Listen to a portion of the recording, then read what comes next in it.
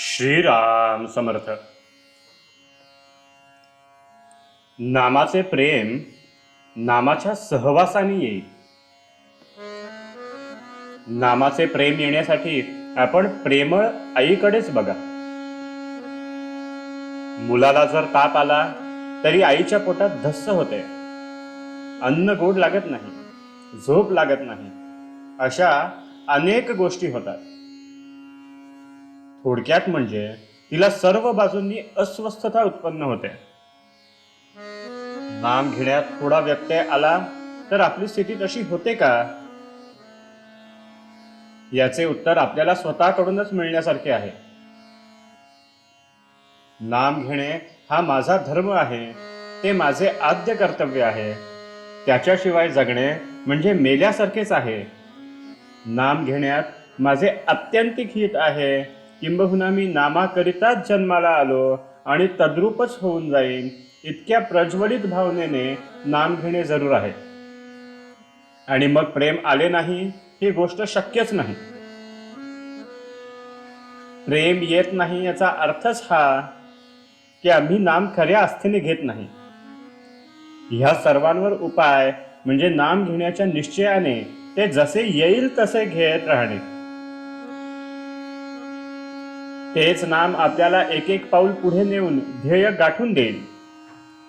परिस्थिती चांगली आली म्हणजे नाम घेईन असे म्हणणारा मनुष्य नाम कधीच घेत नाही. नाम हे मनात किंवा उच्चार करूनही घेता येते. नामात राहावे म्हणजे अंतःकरणाची शुद्धता होईल आणि अंतःकरण शुद्ध झाले की भगवंताचे प्रेम येईल. नुसत्या पुष्कळ जपापेक्षा विवेकाने आणि विचाराने आलेले प्रेम नामात असणे जरूर आहे. खरे म्हटले म्हणजे नामातच नामाचे प्रेम आहे. ताकात लोणी असतेच, फक्त ते वर दिसत नाही. पण ताक घुसळल्यावर जसे ते वर येते तसे भगवंताचे नाम आपण घेतले की त्याचे प्रेम आपोआप वर येते.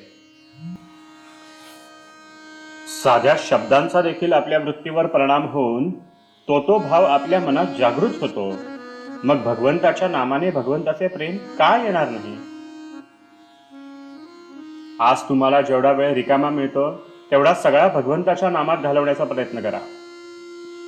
पुष्कळ दिवस एका घरात राहिल्याने त्या घराविषयी आपल्याला प्रेम येते ना?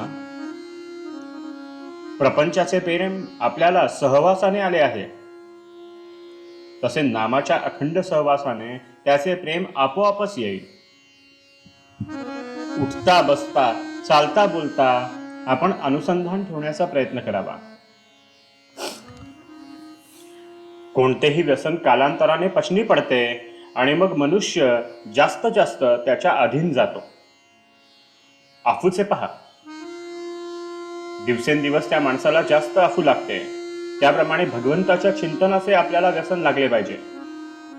कोणतीही चांगली गोष्ट साधायला कठीण असणारच, पण अगदी थोड्या श्रमात पुष्कळ साधून देणारे नामासारखे दुसरे साधन नाही.